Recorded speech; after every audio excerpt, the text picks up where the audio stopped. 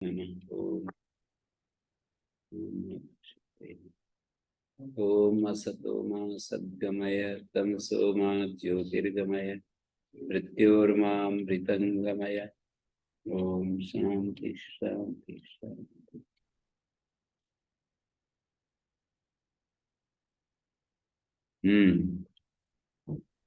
ओम श्री गुरुभ्यो नमः। तो जैसे ये जो लक्ष्य प्रकरण के सूत्र है ना, एतेषाम अभ्यासाः नितराम अपेक्षते। तत्र टितात्मपदानां तेरे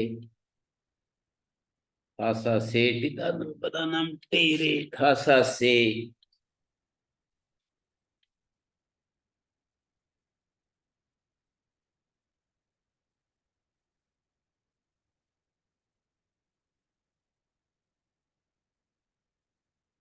तितलादेशानाम तितलकाराणाम आत्मनेपदानाम ते स्थाने ए आदेशो बोलते हैं।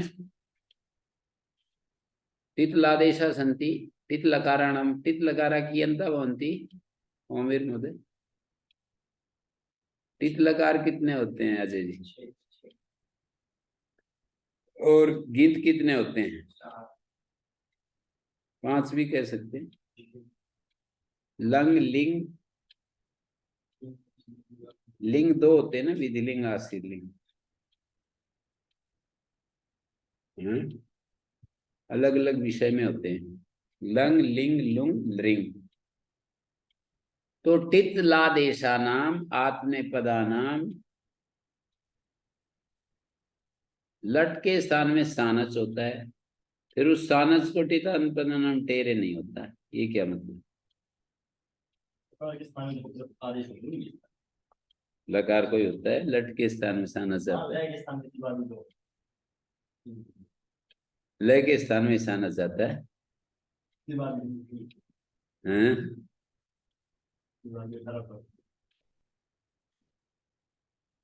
कैसे? सानस को टितलादेशा नाम के रखा है ना।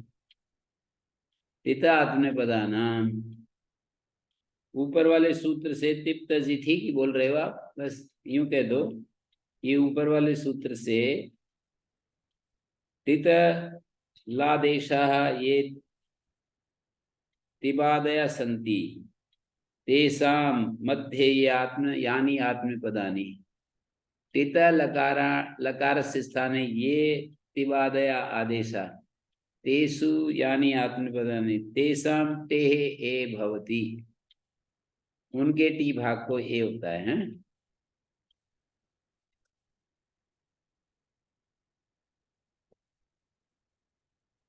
ऐसे ही लिखा होगा।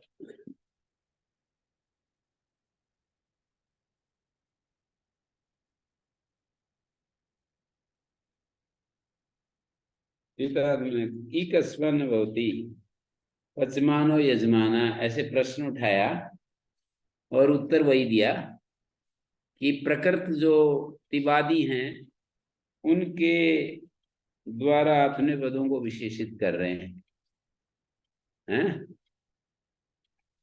तिवादियों के द्वारा आत्मपद को विशेषित कर रहे हैं। कैसे कर रहे हैं विशेषित? तित लकाराणाम यानी, तित लकाराणाम स्थाने यानी यानी आदेश रूपाणी संति। तित लकाराणाम स्थाने ये आदेशा तिबादय आदेशा तेषाम, तित लकाराणाम ये तिबादय आदेशा तेषाम यानी आत्मपदानी, उनमें जो आत्मपद है। तित लकारों के स्थान में जो आदेश, उनमें जो आत्मपद संज्ञक हैं उनको, उनके टीबा को ये होता है। तो पचमाना में सानस को नहीं।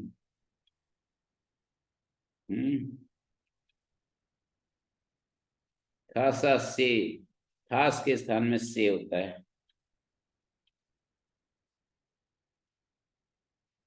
खास आथाम ध्वम है ना जनक जी, ठासा से अनेन किम ज्ञाप्यते किमपि ज्ञापकमपि अस्ति यत्र किम ज्ञाप्यते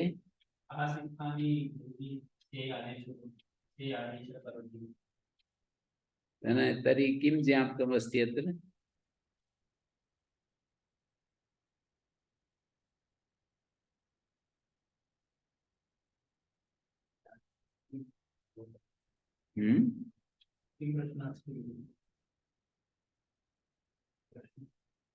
नहीं हम तो एतत् कथयामि यत् ठासा से इत्यत्र किमपि ज्ञापकमपि निस्सरति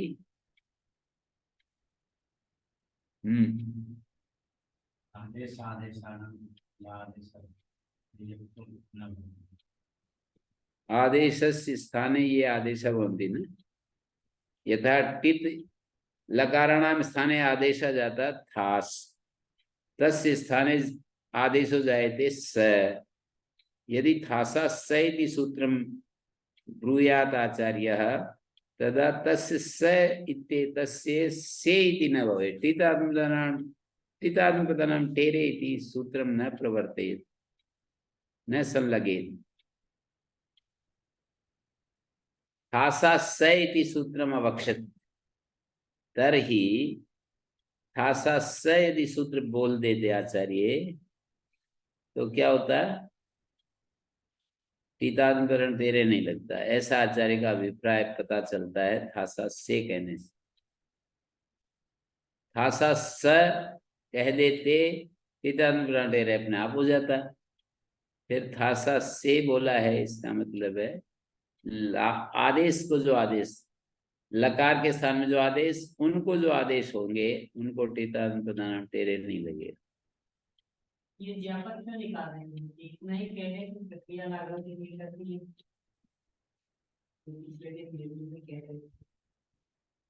प्रक्रिया लागो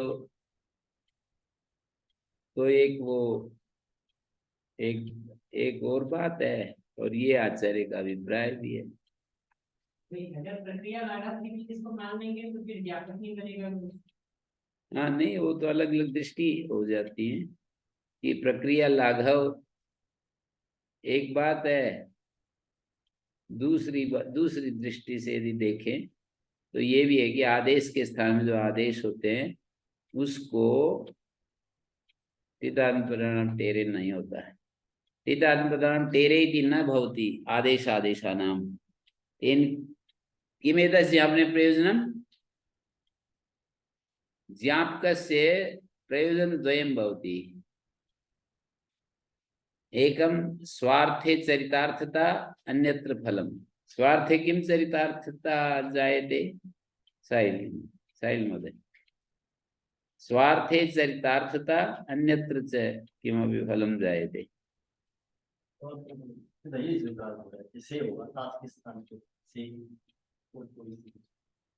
स्वार्थे चरितार्थता किमस्ति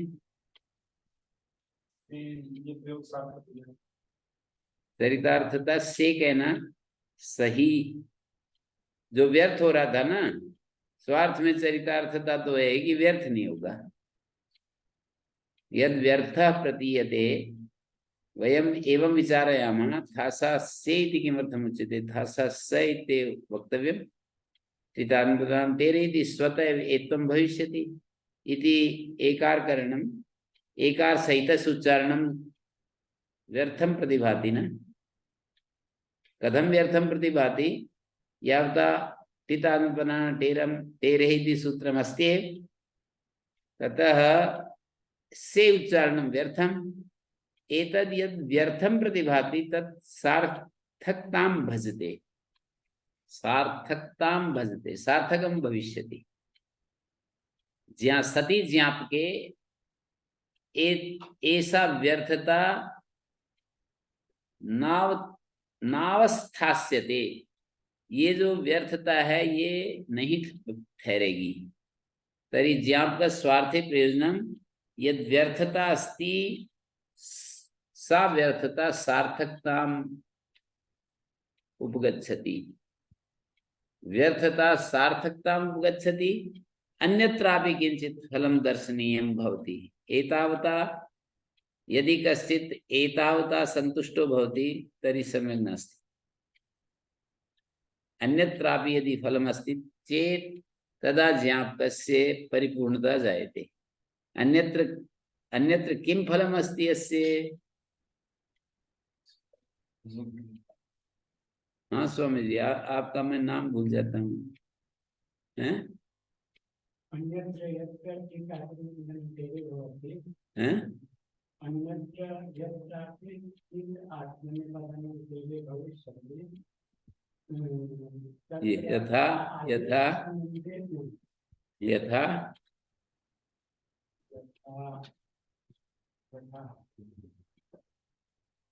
अन्यत्र टितान्तरं तेरे इति प्राप्नोति आदेश आदेशानां स्थाने तन्न भविष्यति। किमस्ति भई? ओमवीर जी, अजय जी, जनक जी, प्रश्न में दोबारा आदेश आदेशानां ते ए न भवति खासा से वचनेन ज्ञाप्यते तर्हि अन्यत्र किं फलमस्ति? यदि आदेश आदेशानां तेरित्वं न भवति तर्हि थासा से इति वक्तव्यमेव भविष्यति। आचार्यः कथं थासा से इति वक्षति? पुनस्तु थासा से इत्येव वक्तव्यं भविष्यति। यतो हि आदेश आदेशानां ते एत्वं न भवति। यदि थासा स इति वदिष्यति तर्हि स इत्येतस्य इति कः करिष्यति?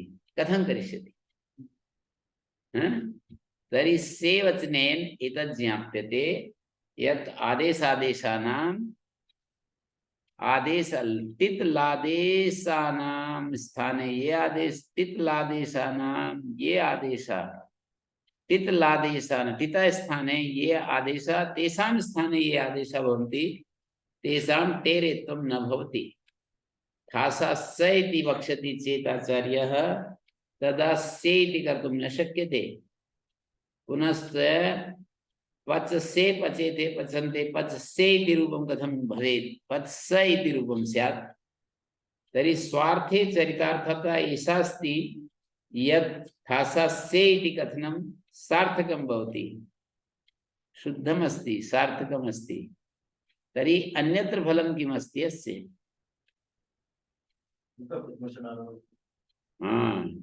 लुटा प्रथमस्य डारो रसा यदा प्रथमस्य स्थाने डारौ रस इति एते आदेशाः भवन्ति तत्र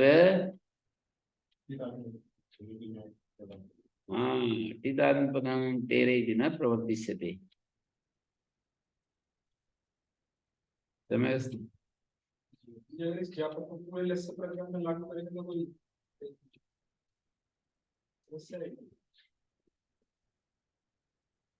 तितलादेशानाम् इति अस्ति न, ज्ञापकस्य स्वरूपं किमस्ति?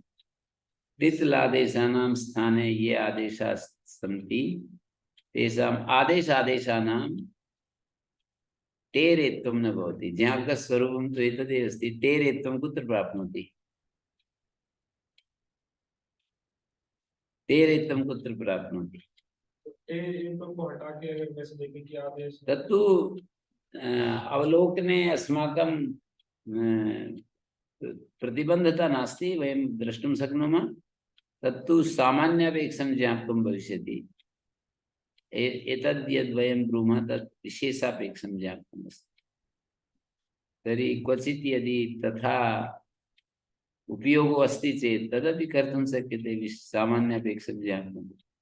आदेश आदेशानां स्थाने कार्याणि न भवन्ति एवं ज्ञापकं दूरपर्यन्तं गमिष्यति। अस्य प्रकरणे आदेश आदेशानां स्थाने कार्याणि न भवन्ति। आदेश लकारस्य स्थाने ये आदेशाः भवन्ति तेषां स्थाने पुनः ये आदेशाः तत्र लस्य प्रकरणस्थानी कार्याणि न जायन्ते। मेरनी भी सिद्ध हो जाएगा।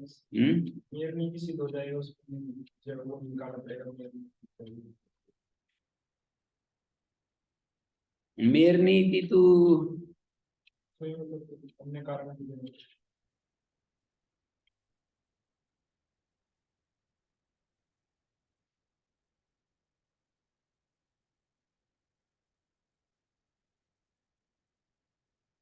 ज्ञापक ज्ञापकस्य सामान्यापेक्षं ज्ञापकम् अपि स्वीक्रियते, परम अच्छा यही है शोभनम एतदेव अस्ति, एतदेव वरम भवति यत् ज्ञापकस्य सीमा किंचित संकुचिता स्यात्।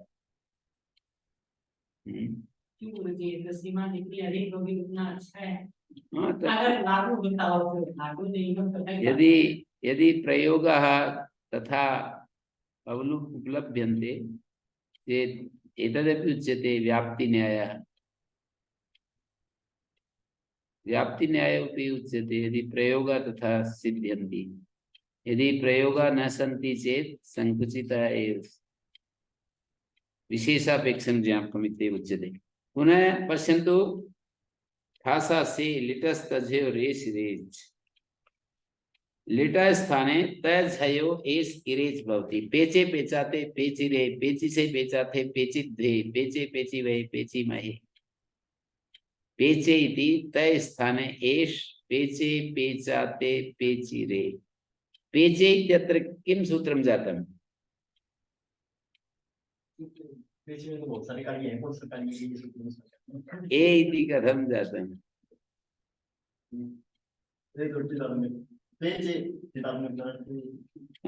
तस्य अर्थः कथनीयः, अर्थः वक्तव्यः।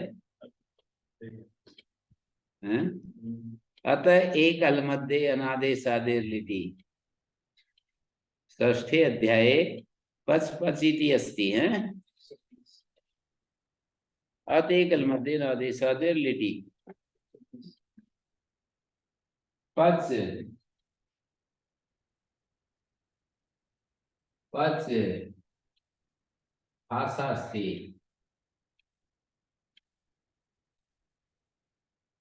संप्रति अते कलमध्ये नादेशादे लिटि षष्ठे अध्याये चतुर्थे पादे शतम विंशतिश्च सूत्र संख्या वर्तते।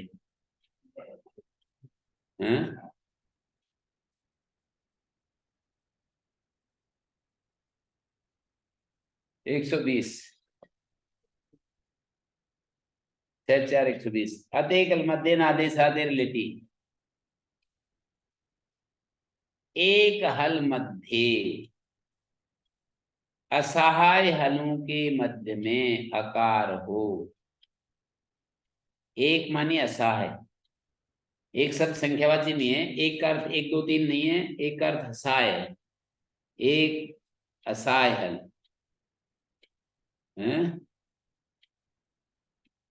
एक शब्द के कई अर्थ होते हैं, अन्य भी होता है, असहाय भी होता है, संख्या भी होती है। तो एक हल मध्य असहाय, असहाय हल, मध्य शब्द कहने से 2 असहाय हल आ जाएंगी, क्योंकि मध्य तो कोई किसी के बीच में जो चीज होगी वो ऐसे ही होगी ना। द्वयो असहाय हलयोर मध्य एवं अर्थो भविष्यति। द्वयो असहाय हलयो हलोर मध्य, असहाय हलोर मध्य यो अकार तस्य एकारादेशो भवति अभ्यास लोपस्य भवति। घ्वसोर अभ्यास लोपस्य इति सूत्रात् अभ्यास लोप इति अन्वर्तते, उपरिष्ठात् अन्वर्तते। किति लिटि किंगति लिटि परता, किति लिटि परता, असंयोगा लिट कित अस्ति। पश्यन्तु, असंयोगा लिट कित तर्हि किति लिटि परता।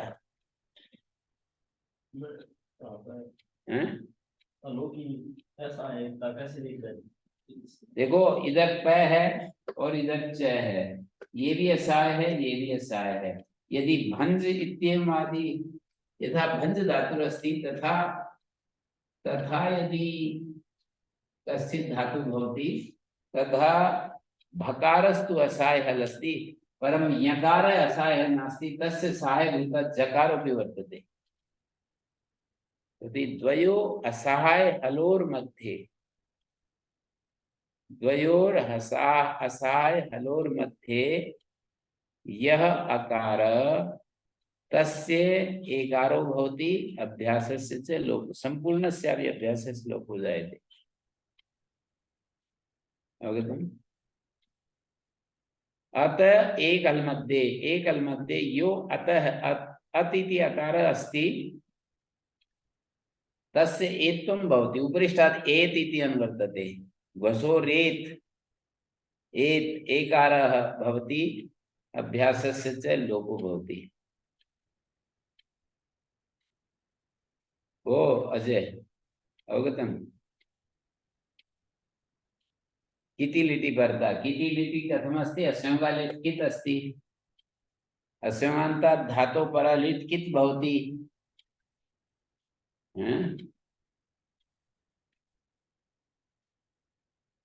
अस्यंगा लिट् कित् भवति ना। बंध में तो फिर लिट की तो भी नहीं होगा तो फिर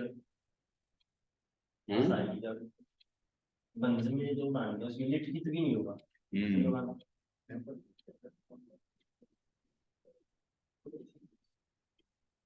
केवलं रूपोदाहरणं दर्शयामि अहं तु।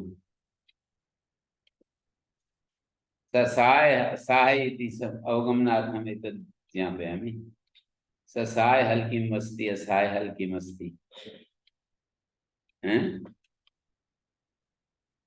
अब तक ऐसा मान किया है कि व्यंजन स्वर की सहायता से तो स्वर की सहायता हुई तभी सहाय मानेंगे उसको, नहीं तो व्यंजन विश्व को बताइए ऐसा मान पा रहा नहीं। परमत्र तु अकार स्वर अस्ति न। कश्चित् स्वर स्यात् पुनस्तु उच्चारणं भविष्यति। भञ्ज अकार अस्ति केवलं अकार नास्ति, केवलं व्यञ्जनानि सन्ति तदा उच्चारणं न भविष्यति। तस्य अयम् अभिप्रायः अस्ति यत् भवान् वदति। एकं न्यूनातिन्यूनम् एकः स्वरः भवति चेत् तदा व्यञ्जनानाम् उच्चारणं भविष्यति।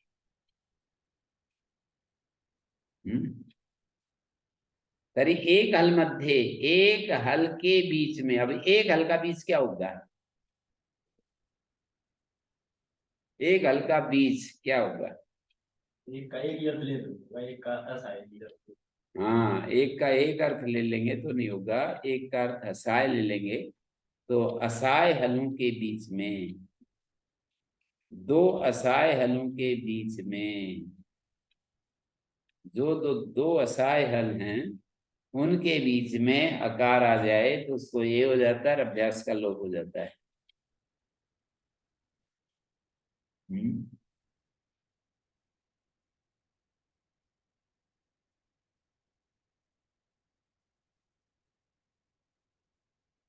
तर्हि अत्र पेचे पेचाते पेची रे, पेची से पेचाते पेची धे, पेचे पेची वही पेची महे, पेचे पेचाते पेची रे। पेची से ईटागमो कथं भवति? क्री श्री भ्री प्री स्तु द्रु सु सुवोलिटि। ग्राबय लिटि अनिटा ततो अन्य सेकार। ग्राबया एल लिटि अनिटा ततो अन्य सेकार।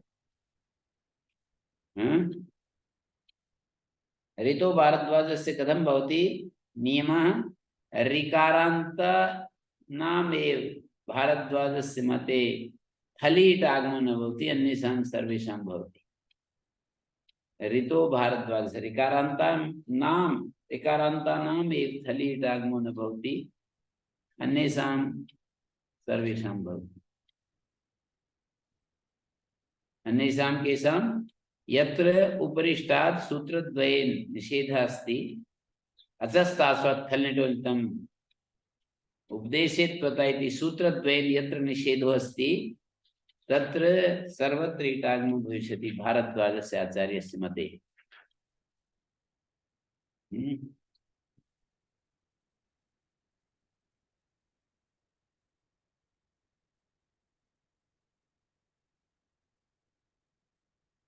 तर्हि अत्र पेचे पेच पपाच पेचतु पेचु परस्मै पदे पपाच पेचतु पेचु, पेचतु इति तथैव इत्वाभ्यासलोपः। पेचु पेचित पेचतु पेचित पपक् द्वयं रूपं कथम्? ऋतो भारद्वाज सीटाग्म उपदेशित्वता इति निषेधा। भारद्वाज मते इटाग्मो ऋकारान्तानाम् एव न भवति अन्येषां तु सर्वेषां भवति। पुनः ऋत भारद्वाजस्य मते ऋकारान्तानाम् एव इटाग्मो न भवति अन्येषां सर्वेषां भवति। कस्य बन्धनम् अस्ति? ऋकारान्तानाम् एव इटाग्मो न भवति। कस्य बन्धनम् अस्ति? सर्वत्र यत्र क्वापि एव इति भवति, एवकारो भवति, तत्र कस्यचित् बन्धनं भवति, कस्यचित् व्यावृत्तिर्भवति। कस्य बन्धनम् अस्ति, कस्य व्यावृत्तिरस्ति?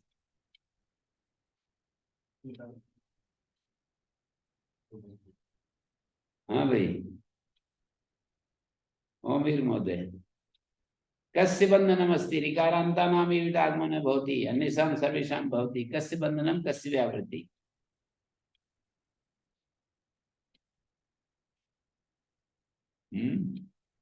जनक महोदय। ऋतु भारद्वाजस्य बन्धनमस्ति। कस्य?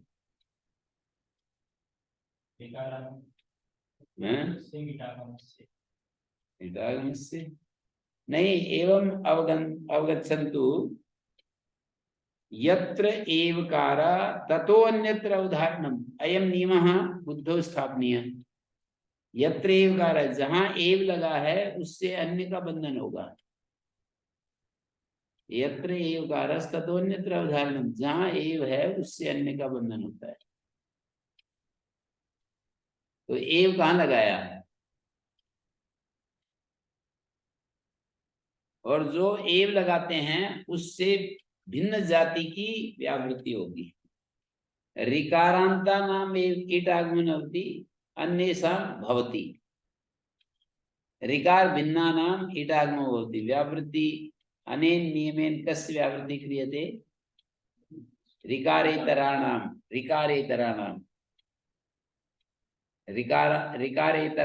निषेधात् व्यावृत्ति क्रियते। निषेधो भवति, निषेध रूपः नियमः अस्ति इति कृत्वा ऋकारान्तानाम् एव निषेधो भवति, अन्येषां सर्वेषां भवति।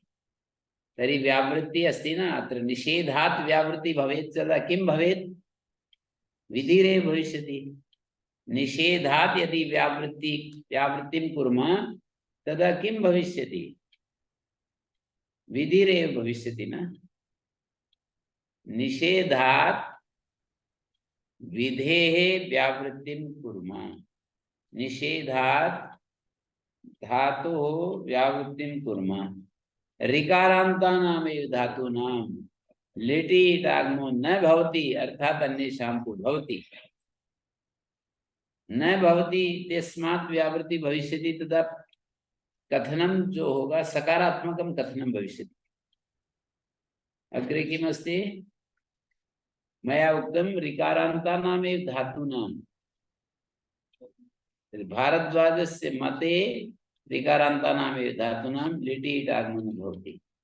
तर्हि कस्य बन्धनं? नियमः कस्य अस्ति? बन्धनमिति नियमः ऋकारेतराणाम्। अत्र ऋकारान्तानामेव धातूनां लिटि इटागमो भवति। कुत्र?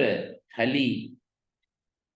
ऋकारान्तानामेव थलि भारद्वाजस्य मते थलि इटागमो न भवति। तर्हि थलः बन्धनम् अस्ति। ऋकारान्तानामेव थलि इटागमो न भवति, तर्हि थलः बन्धनम् अस्ति। व्यावृत्तिस्तु ऋकारेतराणां भविष्यति। ऋकारांत धातु कोई लिटमेट नहीं होता। ऋकारांत धातु को ही तो ऋकारेतराणां तु भविष्यति। ऋकारान्तानाम् एव न भवति, ऋकार व्यतिरिक्तानां तु भविष्यति न। अन्यत् ऋकारान्तानामेव थलि इटागमो न भवति, तर्हि थलि बध्यते। थलि इटागमो न भवति। थलि इटागमो यदि न भवेत् तर्हि ऋकारान्तानामेव मा भूत्। थलि इटागमो न भवति चेत् ऋकारान्तानाम् एव फलितागमो मा भूत् अन्येषां तु भवेत्। ये कितनी बार मैंने बात कही है कि यत्र एवकारस्ततो अन्यत्र उदाहरणम, जहां एव लगाते हैं उससे अन्य का उदाहरण। मैं यदि यूं कहूं कि गुरुकुलों का उदाहरण देता रहता हूँ, गुरुकुलों में गायें ही रहेंगी, तो किसकी व्यावृत्ति हो रही है? अन्य सब हैं? गाय को छोड़ के सब आदमी भी नहीं रहेंगे। गाय ही कर दो फिर आदमी भी कर दो। नहीं, ये नियमः कुत्र पर्यन्तं गच्छति इति अवलोकनीयं भविष्यति। सजातीयानाम् एव नियमं कुर्मः चेत् महिषीणां व्यावृत्तिर्भविष्यति। हैं? ये तो गुरुजी डिपेंड करेगा, मतलब प्रकरण पर। हाँ, प्रकरणादि पर करेगा। अगर प्राणी मात्र लेंगे तो मनुष्य भी आएगा। हाँ, और वैसी विवक्षा यदि है, प्रकरण वैसा है, सामान्य अपेक्ष नियम, विशेषापेक्ष नियम। हैं? तो जब हम कहते हैं गुरुकुल में गायें ही रहेंगी, तो कौन बन रहा है? इस वाक्य से क्या बन रहा है? अन्य प्रश्न नहीं नहीं, बंद रहे। क्या बंद रहा है?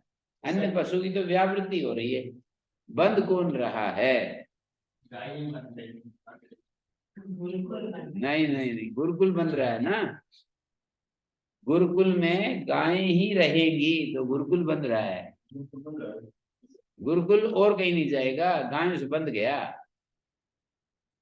तो वैसे ही कैसे जाए और किसी को हैं? नहीं, वो कथन कथन जो है ना, क्या कथन कर रहे हैं उसको देखो ना। गुरुकुल बंधने का मतलब है कि गुरुकुल गायों से जुड़ गया और कहीं नहीं संबद्ध हो सकता, और किसी से संबंध नहीं हो सकता। और यदि मैं बोलूं कि गुरुकुल में ही गायें रहेंगी, तो अब गाय बंध रही है, गायें गुरुकुल को छोड़कर वो कहीं नहीं जा सकती। और गुरुकुल बनेगा तो गुरुकुल गायों के साथ बंधेगा, गुरुकुल में कुछ और चीज नहीं जुड़ सकती है। गौशाला में गायें ही रहें, कौन बंध रहा है? ही मैंने गायें ही रहें, तो कौन बंध रहा है? गौशाला बन रही है। व्यावृत्ति तो अन्य पशुओं की हो रही है। गौशाला में ही गायें रहें, तो गाय बन रही गौशाला में ही गायें रहें, तो गाय बन रही है। गाय और कहीं नहीं रह सकती, घरों में नहीं रह सकती। घरों में भी रहें तो गौशाला में ही रहें। ठीक है। वैसे ही अष्टाध्यायी में सैकड़ों सूत्र हैं जहां पर इस तरह की बात आती है। एवकारः इष्टावधारणार्थ, इसका भी मतलब वही होता है कि किसका बंधन हो, किसका ना हो। कुछ खुला दिमाग के तंतु। एवकार इष्टावधारणार्थ, एवकार जो है इष्टावधारण के लिए। यथा पति समासे एवकार इष्टावधारणार्थ अयम नियम स्यात् पति समासे घी संजो भवति एवं मा भूत् पतिरेव समासे घी संजो भवति पतिरेव समासे घी संजो भवति एवं नियम मा भूत्। यदि पतिरेव समासे घी संजो भवति एवं नियम स्यात् तदा किं भवेत्?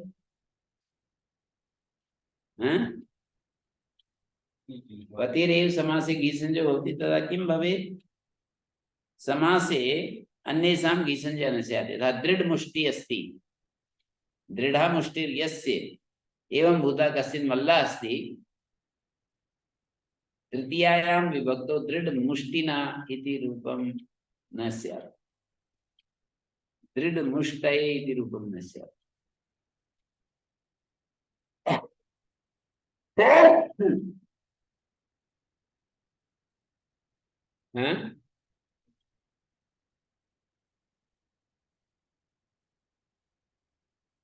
अवगतं किमपि? किं कथयामि?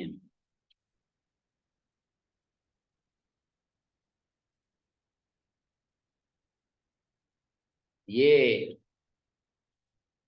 एवं विधा एवं प्रकारकाणि सूत्राणि बहूनि सन्ति अष्टाध्याय्याम्। एवकार करणं किमर्थम्? एवकारः इष्टावधारणार्थः इति तत्सूत्रं दीयते। सिद्धे सति आरम्भो नियमार्थः यथा नः के सूत्रमस्ति तत्र एवकारः न पठ्यते। म्रियते लुङ्लिङ्गोऽस्ति इति नियम सूत्रमस्ति तत्र एवकारो न पठ्यते। अनुदात्तगीता आत्मनेपदम् इति नियम सूत्रमस्ति एवकारः न पठ्यते। युष्मद्युपदे समानाधिकरणे स्थाने मध्यमा इति सूत्रमस्ति एवकारः न पठ्यते। षष्ठीशेषे इति सूत्रमस्ति एवकारः न पठ्यते। कर्मणि द्वितीया इत्येवम् आदयः सूत्राणि इत्येवम् आदीनि सूत्राणि अपि नियम सूत्राणि तत्र एवकारः न पठ्यते। यत्र क्वचित् शंका भवति कि एवम् अपि नियमः संभाव्यते तत्र इष्टावधारणं क्रियते। रात्सस् इति नियमो अस्ति एवकारस्तु न पठ्यते। रोसुपि इति नियमो अस्ति एवकारस्तु न पठ्यते। बहूनि सूत्राणि सन्ति नियम सूत्राणि।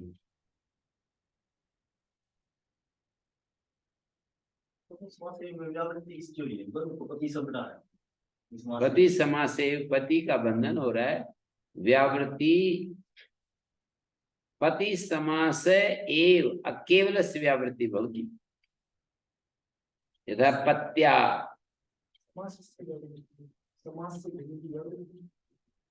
केवलस्य तो पति शब्द बदल गया, उससे पता चल रहा है पति शब्द बन गया, बस समास से बन गया, इससे अलग हो गई। हाँ तो बन गया, समास के साथ बन गया पति। व्यावृत्ति किसकी हो रही है? पति की नहीं, केवल की, केवल की। वो जो जिसके साथ हेव लगा होता है ना, उससे भिन्न की व्यावृत्ति होती है। जैसे समास एव तो केवलस्य व्यावृत्ति। पतिरेव पतिरेव समासेति सूत्रं स्यात् तदा व्यावृत्ति कस्य भविष्यति? पति भिन्नानां शब्दानां।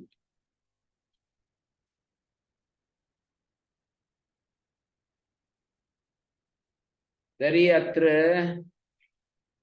पपाच पेचतु पेचु पेचित पेचतु पेच पपाच पेचिव पेचिमा पेचित इति कथं भवति? थली च सेटि अग्रिमं सूत्रमस्ति तत्रैव 121 6 4 121 थली च सेटि सेटि थली परता एतत् सूत्रम् अतेकल मध्यनादेशादेर् लिटि इति सूत्रं कुत्र कार्यं करोति? अनादेशादेर् लिटि। आदेश आदौ न विद्यते यस्य अंगस्य तत्र कुहोस्तु इति आदेशो भवति। एक अभ्यासे चर्च इति आदेशो भवति। तत्र किम् उभयमपि आदेशादि उभयत्रापि आदेशादि धातुर्भवति अथवा कुहोस्तु इत्यत्रैव भवति। कुहोस्तु इति अभ्यासस्य आदेकवर्गस्य आदेशो जायते, चवर्गादेशो भवति। कुहोस्तु हकारस्य चवर्गादेशो भवति। तर्हि अत्रैव आदेशादित्वं स्वीक्रियते अथवा अभ्यासे चर्च इति सूत्रेण झलां जसो भवन्ति चरो भवन्ति तत्रापि आदेशादित्वं मन्यते।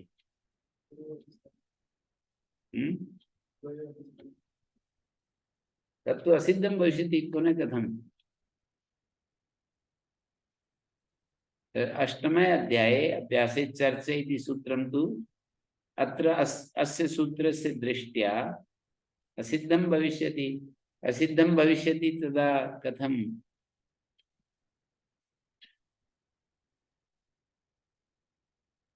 कथम् एतत् क्रियते?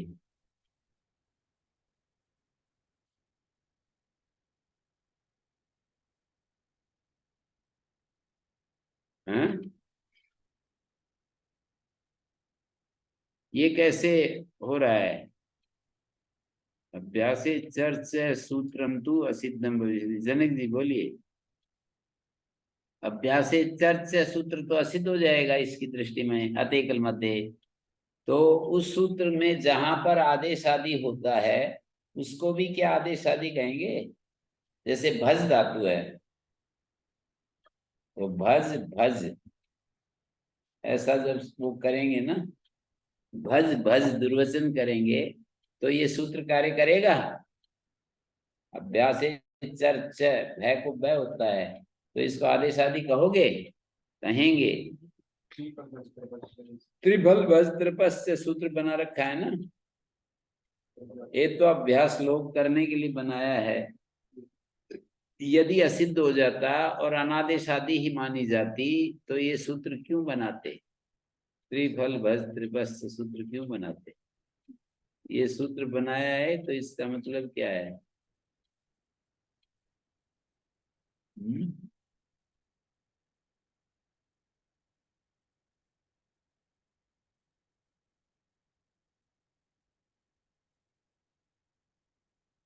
किमस्ति?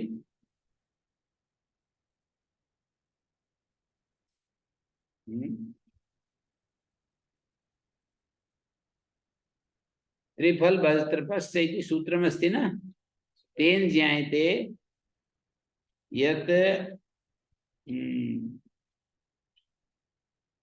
फल धातुरपि ग्रहणमस्ति, तेनापि ज्ञायते फकारस्य पकारो भवति, भकारस्य बकारो भवति, तर्हि अनेन ज्ञायते यत्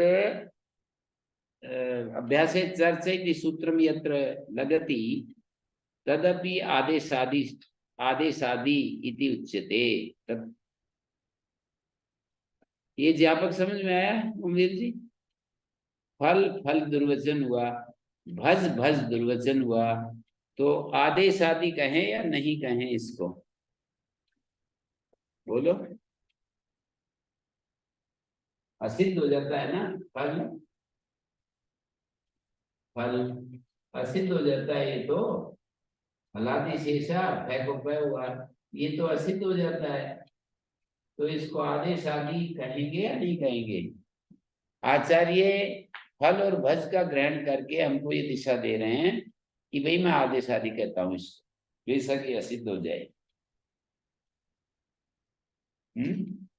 ऐसे ही भज में भी, भज भज में भी ऐसे ही आचार्य का संदेश है कि भाई बेशक ये असिद्ध हो जाए, वह हो गया ना, असिद्ध होकर के तो भाई होगा, आदेश आदि थोड़ी बनेगी, पर मैं इसको आदेश आदि कहता हूं।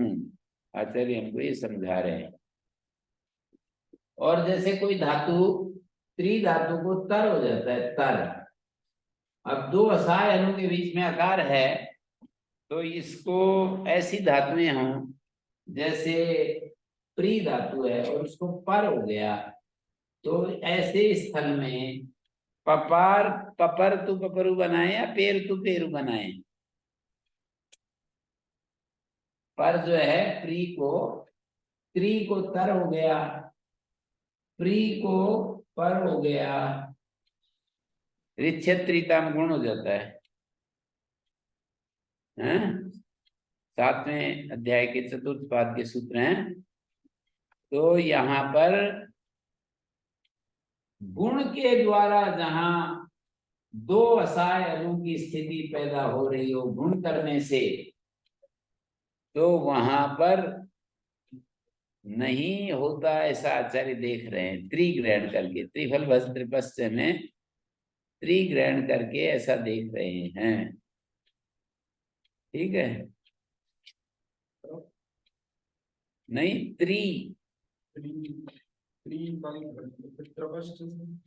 त्रप तो अलग बात है, त्रप में तो दो असहाय हल नहीं है ना, त्रप की बात नहीं है, त्रप ज्ञापक नहीं बन रहा है, त्रिग्रहण से कुछ संदेश निकल रहा है। त्रप तो इसलिए पड़ा है, दो असहाय हलों के मध्य में आकार नहीं है, दो असहाय हल, एक दो मतलब एक तरफ ससाय हल है, एक तरफ असहाय हल। त्रप में, त्रप में जो र है ना वो असहाय कहाँ है, तय उसका सहायक बैठा हुआ है। ये जो आकार है ना, रे रे रे के साथ जो आकार है इसका सहायक तय बैठा हुआ है।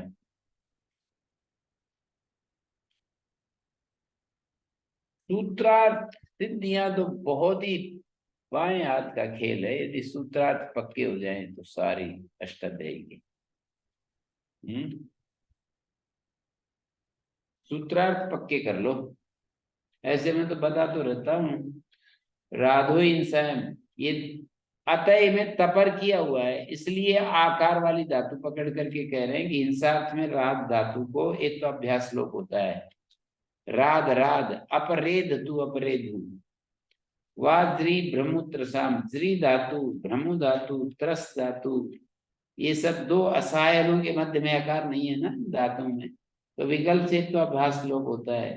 फणाम से सत्ता नाम सात धातुएं भ्वादिगण में फणादिगण है, भ्वादिगण के मध्य में फणादिगण है, तो इन सात धातुओं को हेत्वाभ्यास लोप होता है। न सस दद वादी गुणा नाम, सस दद और वादी और गुण सब से अभिनिवृत्त जो आकार है, हाँ ऐसा यहाँ पर त्रिधातु से त्रिधातु को इसलिए ग्रहण किया कि न सस ददवादी गुणा नाम में निषेध कर रखा था कि गुण शब्द से जिसका आकार आता है ना दो असहाय महलों के मध्य में आकार, वहां पर निषेध कर रखा है, इसलिए त्रिग्रहण किया है।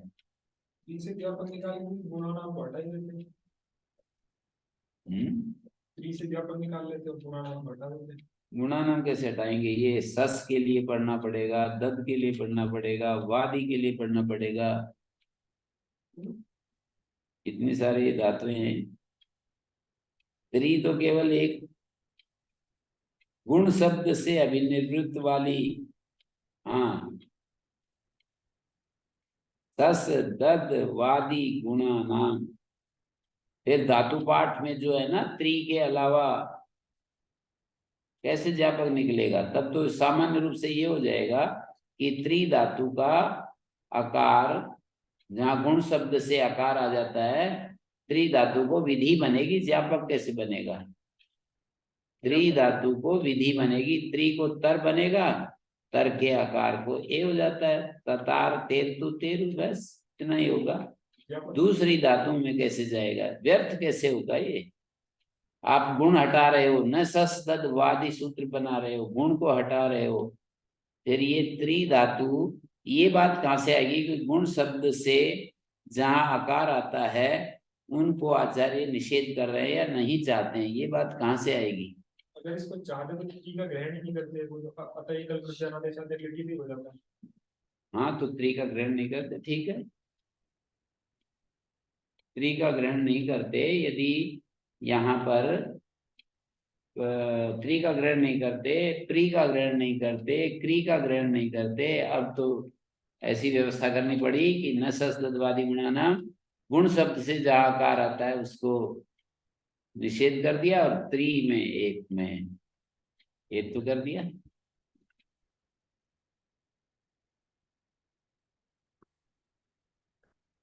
ये दो दृष्टियां हैं सूत्रों का अर्थ, जैसे दो दृष्टियां हैं, एक तो बहुत डिटेल में प्रश्नोत्तर पूर्वक इन सब सूत्रों को देखते रहते हैं, वो तो पक्का होता है। एक सूत्रार्थ मात्र जो है ना उसको पक्का कर लें, तो जैसे ये बच्चे हैं अभी जनक जी वगैरह, यदि ये सूत्रार्थ को अभी पक्का कर लें, सारी अष्टाध्यायी में जो लगते हैं ना ये तिङंत प्रकरण, कृदंत प्रकरण, नाम प्रकरण में जो सूत्र लगते हैं, उन सूत्रों के पक्का कर ले तो सिद्धियां फिर अच्छी हो जाएंगी।